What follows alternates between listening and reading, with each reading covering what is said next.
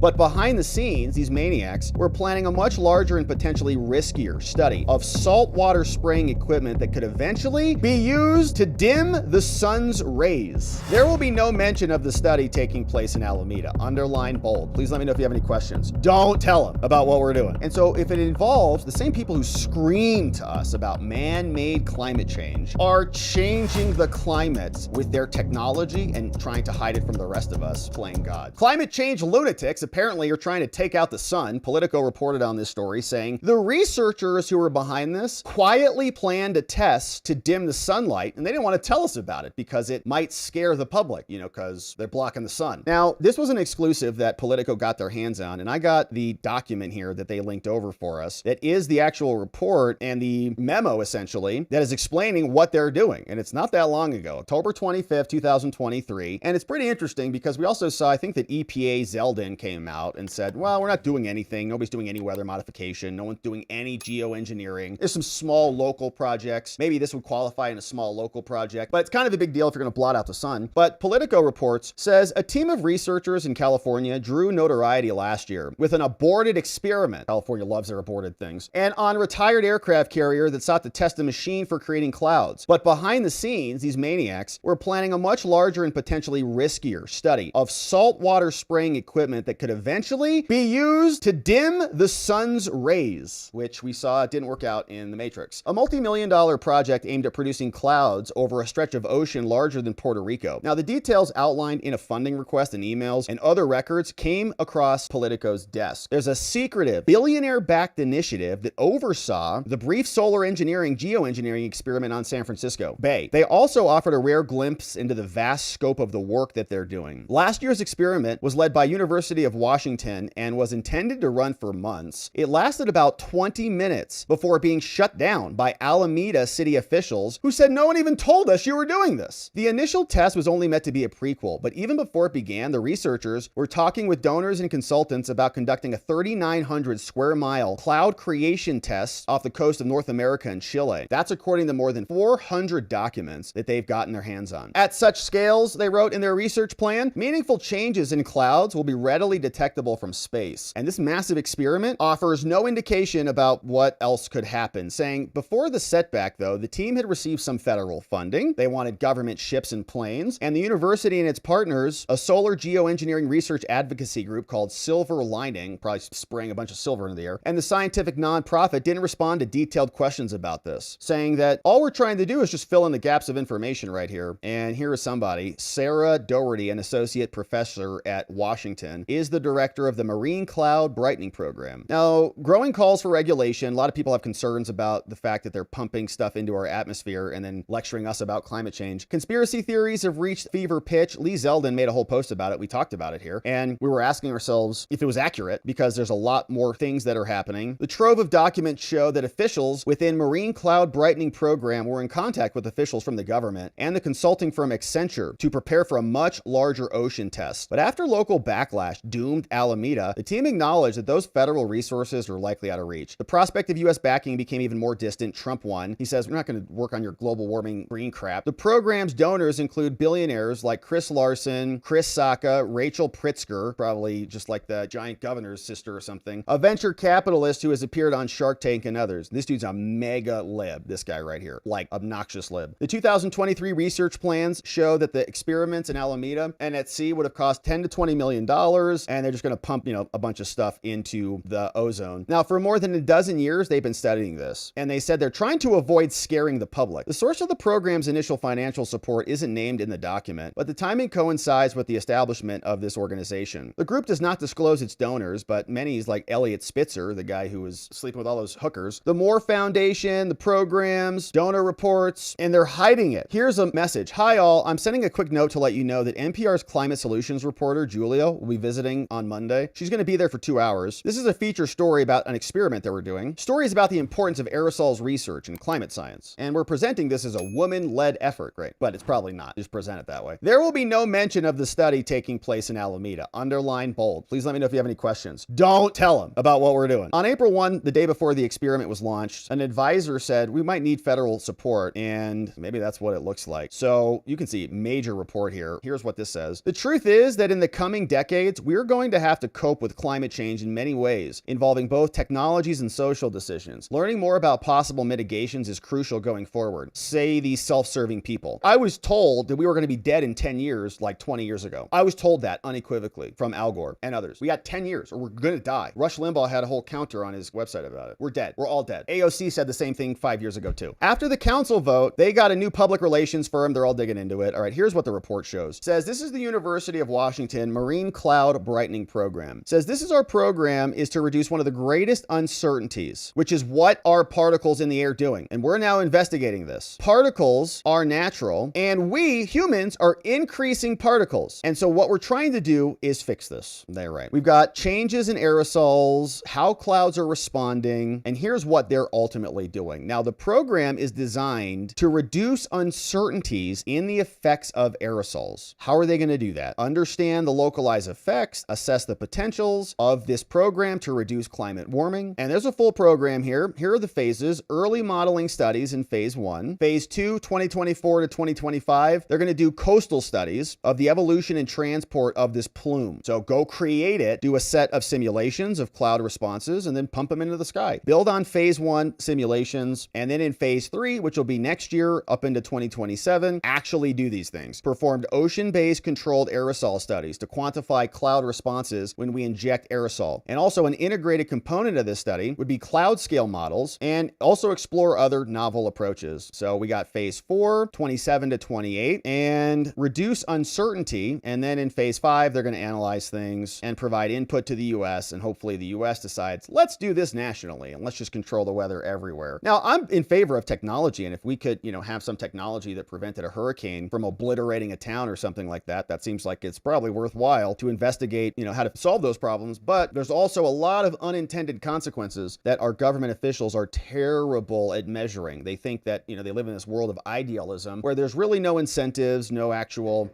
friction in the world because it's just whatever they want it to be, like equity and diversity and all these. They just make it up and think that it exists when reality says something different. But here, what are those unintended consequences? Is it siphoning, water and resources from other regions that are cause a cascading effect? Who knows? But the point is, as usual, there's a group of people. I think the bigger thesis here is there's a group of people who think that they're basically God and that they can control the planet and that they don't have to tell anybody about anything that they're doing because they're better than everybody else. And we'll get scared. They're much more sophisticated than we are, and they'll handle it for us. And so if it involves the same people who scream to us about man-made climate change are changing the climate with their technology and trying to hide it from the rest of us playing God. So we're happy they're exposed. Hopefully they're investigated. I'd like to know if they violated any pollution laws or any federal laws and figure out why they think they can operate in the secret, in the dark, and ultimately change the entire planet on their visions and whims. We'll be here keeping an eye on them, my friends. Thank you for joining and subscribing as we do.